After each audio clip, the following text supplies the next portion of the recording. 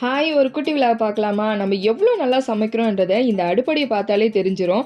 சமைக்கிறதுக்கு யூஸ் பண்ற மொத்த எண்ணெயும் பார்த்தீங்கன்னா இந்த அடுப்பை சுத்தி தான் இருக்கும். ஏன் திமுங்களா எப்படி அதான் முதல்ல நானும் யோசிக்கிறேன். சட்டியில ஊத்துற எண்ணெய் எல்லாம் எப்படிதான் எகிரி வருதுன்னு தெரியலங்க. ஃபர்ஸ்ட் அதை கண்டுபிடிக்கணும். ஒரே தோசை இட்லின்னு சொல்லிட்டு அங்க பல ஹெல்த்தியான ஃபுட்ஸ்லாம் இருக்குது.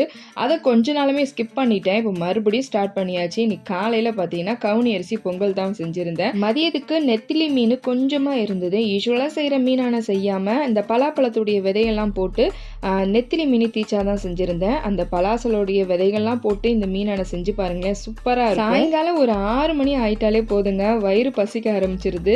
இந்த கிச்சனில் போய் என்னத்தையாவது உருட்டிக்கிட்டே இருக்க வேண்டியதாக இருக்குது. அப்படி இன்னைக்கு என் கண்ணில் பட்டது பார்த்தீங்கன்னா குழி பணியாரம் தான். ஸோ அந்த குழி பணியாரம் ரொம்ப ஈஸியாக 5 மினிட்ஸ்லேயே நான் செஞ்சுட்டேன். ஒரு மிக்சி ஜாரில் தேங்காய், அதுக்கப்புறம் 1/2 கப் அளவுக்கு ரவை, 2 டேபிள் ஸ்பூன் அரிசி மாவு, கொஞ்சமாக நாட்டு சர்க்கரையும் ஏலக்காய், பேக்கிங் பவுடர் அப்படி இல்லைன்னா ஆப்பச்சோடா போட்டுக்கோங்க, கொஞ்சமாக உப்பு, லைட்டாக தண்ணி ஊற்றி இப்படி அரைச்சிக்கோங்க. அதை ஒரு குழி பணியார பேனில் நீங்கள் ஊற்றி எடுத்தீங்கன்னா சூப்பரான குழி பணியாரம் உங்களுக்கு ரெடி ஆயிரும். சாப்பிட்ணுன்னு தோணுச்சுன்னா 5 மினிட்ஸில் இது நீங்கள் செஞ்சு சாப்பிட்லாம். ஸோ ட்ரை பண்ணி பார்த்து நல்லா இருந்தால் மறக்காமல் கமெண்ட் பண்ணுங்கள். அது வரைக்கும் பாய்.